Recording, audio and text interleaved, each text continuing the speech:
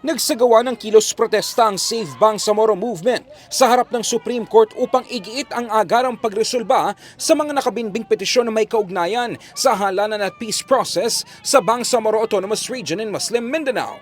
Kabilang dito ang mabilis na aksyon ng Korte Suprema sa mga petisyon kaugnay ng Bangsamoro Electoral Code at redistricting laws, bunsod ng pangambang muling maantala ang BARM elections. Dapat na nila itong matuloy dahil panahon na umano upang makapili ang mga residente ng sarili nilang leader sa pamamagitan ng malinis at maayos na halalan.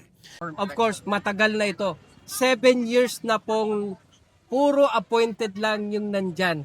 Gusto naman po namin yung mamuno sa BARM ay yung pinili ng tao, hindi pinili ng ilang politiko.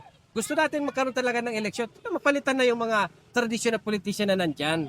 Gusto natin yung pinili na ng tao. Kasabay nito mariinding kinwestiyon ang umunay pagbaliwala ng Bangsamoro Transition Authority sa ilang mahalagang usapin at nanawagan ng pananagutan laban sa mga opisyal na hindi umano tumutupad sa kanilang mandato.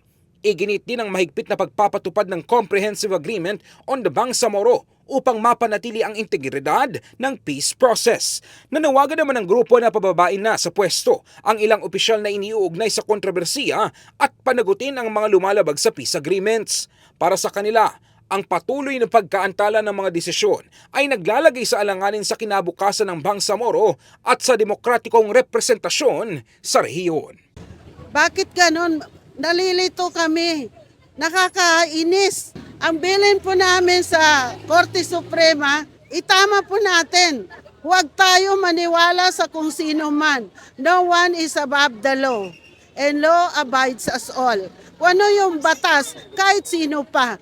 Pinagdadasal namin ang sino man ang humahadlang sa kapayapaan sa Mindanao ay pagdadasal namin sa pamamagitan ng aming Quran.